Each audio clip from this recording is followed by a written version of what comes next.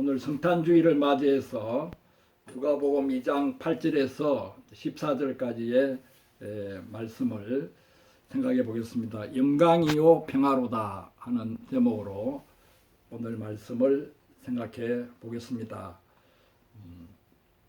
오늘은 성탄주일이면서 또한 그 송년 예배가 되겠습니다.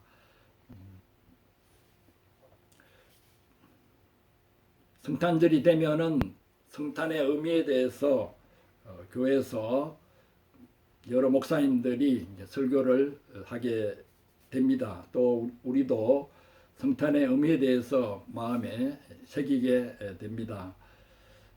오늘 저는 예수 탄생을 목자들에게 알려준 천사의 이 허다한 그 정군들과 함께 찬송하는 그 노래 속에서 성탄의 의미를 찾아보고자 합니다. 정군 천사의 찬송이 이렇게 울려 퍼지고 있습니다. 지극히 높은 곳에서는 하나님께 영광이요 땅에서는 기뻐하심을 입은 사람들 중에 평화로다. 지극히 높은 곳에서는 하나님께 영광이요 땅에서는 기뻐하심을 입은 사람들 중에 평화로다.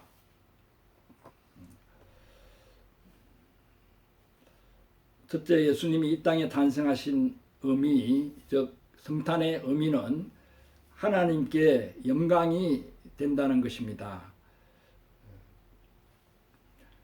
영광이라는 단어는 신자들이 자주 사용하는 단어입니다. 또 일반 사람들도 많이 사용하는 단어입니다.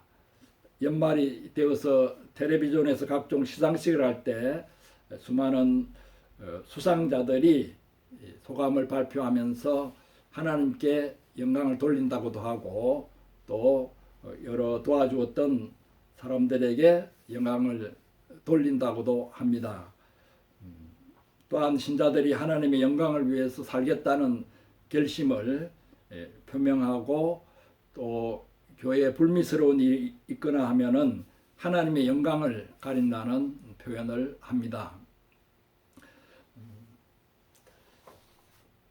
원래 성경에서 영광이라고 하는 그 단어, 영광에 해당하는 헬라어는 독사입니다. 독사. 어감이 좀 그렇지만은 독사가 헬라어로 영광입니다. 이 독사는 도케오라고 하는 동사에서 나온 말입니다. 도케오는 생각한다, 또 의견을 나타낸다, 판단한다 하는 이런 뜻을 가지고 있습니다. 그래서 영광으로 번역한 독사는 원래는 생각, 의견이라는 뜻입니다. 어떻게 생각, 의견이라는 말에서 영광이라는 말로까지 발전할 수 있었겠습니까? 생각을 하게 되면 판단을 하게 되고 좋은 방향으로 판단을 하게 되면 칭찬이 되고 찬양이 되고 영광이 됩니다. 하나님께 영광을 돌린다고 하는 것은 소박하게 말하면 하나님을 좋게 생각하고 하나님을 높인다는 뜻입니다.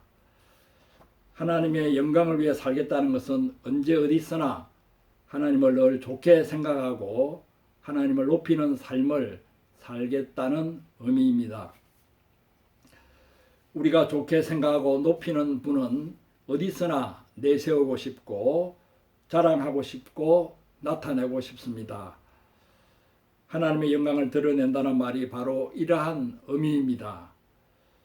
하나님의 좋으신 모든 성품과 그 선하신 역사를 내세우고 또 자랑하고 나타내는 것이 바로 하나님의 영광을 드러내는 것입니다. 반대로 하나님의 영광을 가린다는 것은 자기 자신을 내세우고 자랑하고 나타내기 위해서 하나님을 뒷전에 숨겨두는 것입니다.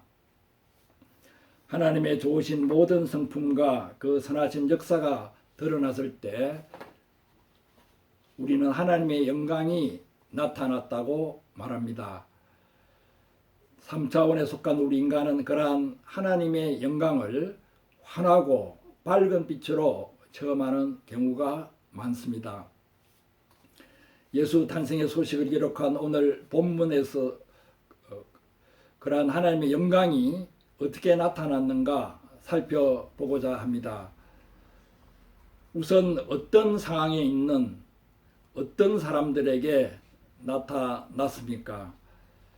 흔히 오늘 본문을 소재로 그린 화가들의 그림을 보면은 빛이 비치는 들판이 있고 그 들판에 양떼가 엎드려 잠들어 있고 목자들이 천사를 놀란 얼굴로 쳐다보고 있습니다. 그 분위기가 한없이 평화롭고 목가적으로 보입니다. 마치 아름다운 동화의 한 장면 같습니다. 하지만 그런 목가적이고 낭만적인 분위기 가운데 하나님의 영광이 나타난 것이 아닙니다. 치열한 삶의 현장 한복판에 하나님의 영광이 나타났습니다. 본문에 나오는 그 시대의 목자들은 소위 말해 막장 인생들이었습니다. 특히 밤중에 양떼를 도둑과 맹수들의 습격으로부터 지켜내야 하는 목자들은 그동안 거친 인생을 살아온 사람들이었습니다.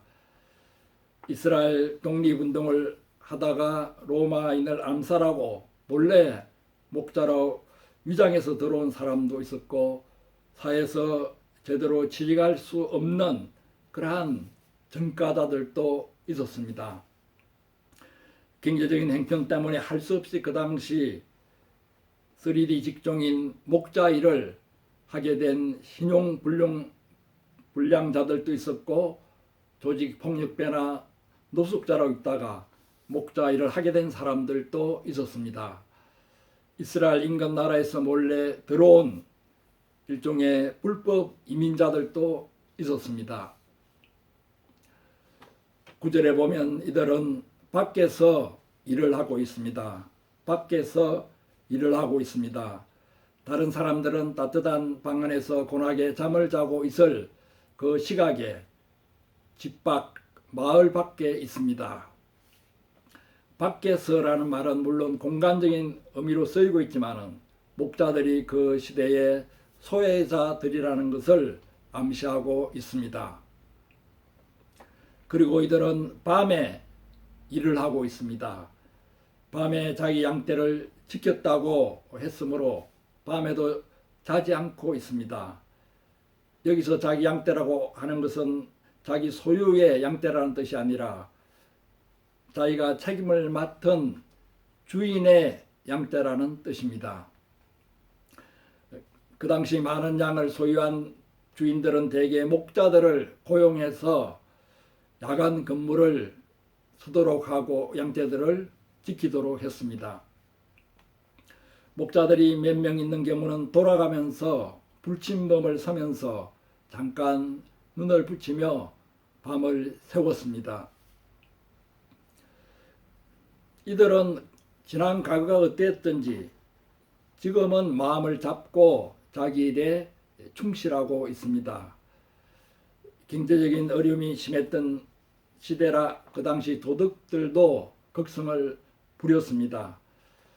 그 당시 로마의 식민지로 수탈당하고 도탄에 빠져 헤매는 백성들은 도둑떼가 아니면 거짓떼가 되어서 유리방황했습니다. 거룩한 하나님의 말씀으로 다스려지던 이스라엘이 사회 질서가 무너지고 기강이 흐트러지고 풍속이 더러워져서 창기와 같이 전락하고 말았습니다.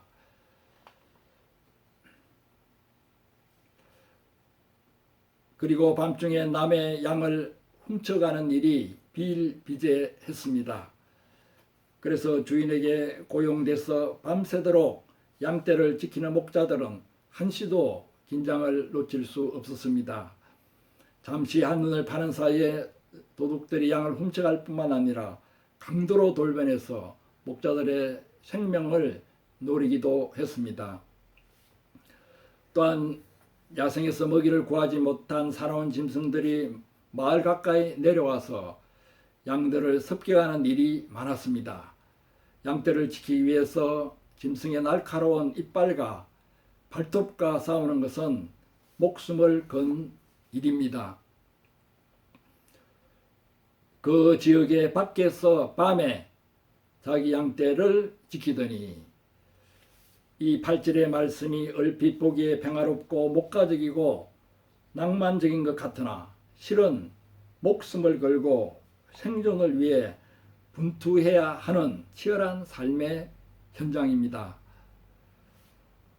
요즘 겉으로 보기에 안정적인 제도 속에서 직장 생활을 하는 사람들도 그 안을 들여다보면 치열한 경쟁과 암투 속에서 생존을 위해 분투해야 함을 보게 됩니다.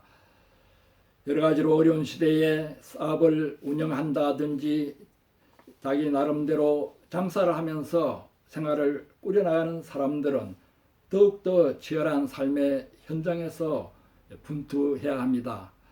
지금 코로나 사태로 인하여서 얼마나 많은 사람들이 삶의 현장에서 어려움을 당하고 있는지 알 수 없습니다.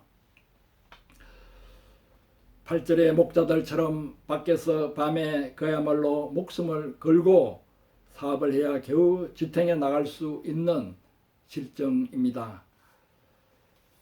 이런 사람들에게는 새벽형 인간이나 아침형 인간이나 하는 말들이 사치스럽게 들릴지도 모릅니다. 밤을 꼬박 세워야 하는 사람들에게 새벽형이 어디 있고 아침형이 어디 있겠습니까? 그러나 은혜스럽게도 바로 이러한 치열한 삶의 현장에 하나님의 영광이 나타났습니다. 주의 사자가 곁에 서고 주의 영광이 저희를 두루 비추매 크게 무서워하는지라. 또한 하나님의 영광은 약속의 성취로 나타났습니다. 두루 비치는 주의 영광의 빛 속에서 무서워 떨고 있는 목자들에게 천사가 말했습니다. 무서워 말라 보라, 내가 온 백성에게 미칠 큰 기쁨의 좋은 소식을 너희에게 전하노라. 오늘날 다윗의 동네에 너희를 위하여 구주가 나셨으니 곧 그리스도 주시니라. 너희가 가서 강보에 사여 구에 누인 아기를 보리니 이것이 너희에게 표적이니라. 예수 탄생의 소식이 왜 온 백성에게 미칠 큰 기쁨의 좋은 소식이 되겠습니까? 그것은 하나님께서 오래전부터 약속하시고 준비해 오신 일이 이제 성취되었다는 소식이기 때문입니다. 오늘날 다윗의 동네에 너희를 위하여 구주가 나셨다는 소식이 바로 하나님의 약속이 성취되었다는 소식입니다. 하나님께서는 믿음의 조상들로부터 시작해서 다윗으로 이어지고 다윗에게서 후손들에게 이어져 나가는 그 도도한 역사의 흐름 가운데에서 세상의 구주 메시아가 태어나실 것을 여러 선지자를 통해서 예언해 오셨습니다. 또한 구체적으로 메시아가 태어날 장소에 관한 예언도 있었습니다. 다윗의 동네, 다윗의 고향 베들레헴에서 메시아가 탄생하실 거라는 예언이 있었습니다. 이스라엘 백성들은 이집트, 아시리아, 바벨로니아, 그리스, 로마 등 강대국의 식민지로 시대마다 어려운 시기를 보냈으나 그 캄캄한 역사의 어둠 속에서도 메시아에 대한 하나님의 약속을 믿고 희망을 잃지 않았습니다. 이제 그 약속대로 오늘날 다윗의 동네에 구주가 나셨습니다. 너희를 위하여라는 말에서 알 수 있듯이 하나님은 우리를 위하여 약속하셨고 준비해 오셨고 때가 되어 그 약속대로 신실하게 구주를 보내셨습니다. 그러한 역사를 하나님은 추상적이고 행위상학적으로 이루시는 분이 아니십니다. 구체적인 역사의 현실 가운데 이루십니다. 너희가 가서 강부에 사여 구에 누인 아기를 보리니 이것이 너희에게 표적이니라. 하나님은 약속이 이루어진 아주 구체적인 표적을 보여주셨습니다. 이와 같이 구체적인 약속의 성취를 통해서 하나님의 영광이 나타났습니다. 우리도 신앙생활을 하면서 하나님의 약속이 구체적으로 이루어지는 것을 체험할 때 하나님의 영광을 보게 됩니다. 하나님은 그 약속의 성취를 통해서 우리에게 가장 필요한 분을 보내주셨습니다. 하나님을 모르고 인생의 목적과 의미도 모르고 방황하며 폐인이 될 수밖에 없었던 우리에게 우리를 구원해 주실 분을 보내주셨습니다. 그분은 이 땅에 오셔서 하나님을 모르는 우리에게 하나님을 보여주셨습니다. 인생의 목적과 의미를 모르던 우리에게 길과 진리가 되셨습니다. 방황하며 폐인이 될 수밖에 없었던 우리를 인도하시고 치료해 주셨습니다. 그분은 우리의 구주가 되시고 그리스도가 되시고 주가 되셨습니다. 십자가와 부활을 통하여 하나님의 영광을 나타내셨습니다. 이와 같이 성탄의 의미는 하나님께 영광이 된다는 것입니다. 둘째로 성탄의 의미는 사람들에게 평화입니다. 사람들에게 평화입니다. 14절 하반절에 기뻐하심을 입은 사람들 중에 평화로다 했습니다. 여기서 기뻐하심을 입은 사람들이란 말과 영광이라는 말이 사실은 어원이 같습니다. 기뻐하심을 입은에 해당하는 헬라어는 유도키아입니다. 이 말은 유도케오라는 동사에서 나온 명사형입니다. 영광의 동사형인 도케오와 어원을 같이 하고 있습니다. 유도케오는 무슨 뜻이겠습니까? 유는 좋다는 의미를 가진 접두어입니다. 좋은 소식을 전하도록 할 때 그 좋은 소식도 유앙겔리온입니다. 유앙겔리온은 기쁜 소식, 복음이라는 뜻인 것을 우리가 잘 알고 있습니다. 유도케오는 좋게 생각하다, 기쁘게 여기다라는 뜻이 됩니다. 그런데 하나님의 기뻐하심을 입은 사람들에게 평화가 임한다고 했을 때 하나님이 기뻐하시는 사람들에게만 평화가 임하는 것처럼 생각하기 쉽습니다. 다시 말해 평화를 누릴 자격을 노래한 것처럼 이해하기 쉽습니다. 여러 성경 번역들도 그렇게 되어 있습니다. 새 표준 번역을 보면 땅에서는 주님께서 기뻐하시는 사람들 중에 평화로다. 공동 번역을 보면 땅에서는 그저 그가 사랑하시는 사람들에게 평화로다. 그러나 13절 하반절은 평화를 누릴 자에게 대해 말한 것이 아닙니다. 온 세상 사람들에게 평화가 임했다는 선포입니다. 하나님은 온 백성을 위해 약속대로 세상의 구주를 보내셨습니다. 이것은 이미 하나님께서 온 백성을 사랑하시고 기뻐하신다는 뜻입니다. 우리에게 자격이 있어서 세상에 구주를 보내신 것이 아닙니다. 그와 같이 약속의 성취를 통해서 이미 기뻐하심을 입은 모든 사람들 중에 평화가 임했습니다. 우리가 인간관계에서 원하고 원하는 것이 평화입니다. 우리 가정이 바라는 것이 평화입니다. 분열과 다툼이 심한 우리 사회가 간절히 원하는 것도 평화입니다. 북한과 남한 우리 민족 공동체가 원하는 것도 평화입니다. 전쟁과 살육으로 피비린내를 풍기고 있는, 전쟁이 일어나고 있는 그 나라의 백성들이 간절히 원하는 것도 평화입니다. 온 인류가 원하고 원하는 것이 평화입니다. 이 평화가 예수 그리스도를 통해서 이 세상에 한없이 부어졌습니다. 예수 그리스도는 영생하도록 솟아나는 평화의 근원이 되셨습니다. 하지만 아무리 비가 많이 쏟아져도 그릇을 엎어놓으면 그 그릇은 물을 제대로 받을 수 없습니다. 이미 평화가 한량없이 쏟아지고 있는데도 마음의 그릇을 엎어두고 있으면 그 평화를 받을 수 없고 누릴 수 없습니다. 그러면 어떻게 우리가 평화를 누리고 평화를 얻을 수 있습니까? 바로 오늘 요절 말씀에서 그 비결이 나와 있습니다. 지극히 높은 곳에서는 하나님께 영광이요 기뻐하심을 입은 사람들 중에는 평화로다. 하나님께 영광일 때 우리에게 평화입니다. 하나님께 영광일 때 우리에게 평화입니다. 나의 영광을 구하지 않고 하나님의 영광을 구할 때 평화를 얻고 누리게 됩니다. 우리 마음에 하나님께서 약속하신 평화가 없는 것은 나를 내세우고 나를 자랑하고 나를 나타내려고 하기 때문입니다.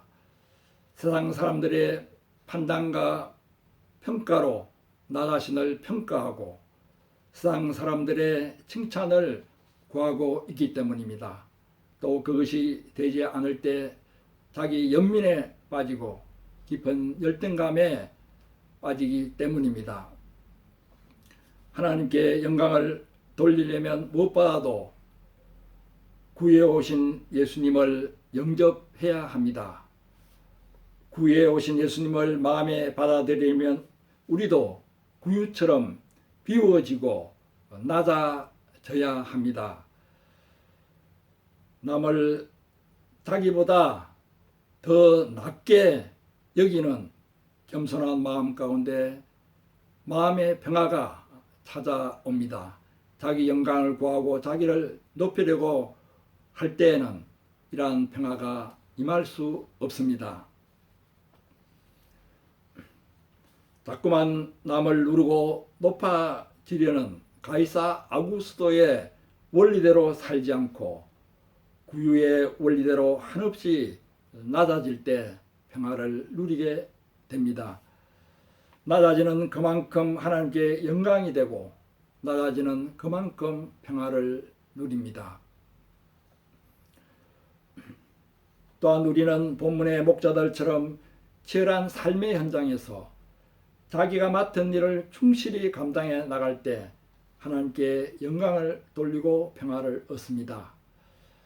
치열하게 살아갈 때 사실 남과 비교할 시간도 없고 남을 시기 질투할 여유도 없습니다.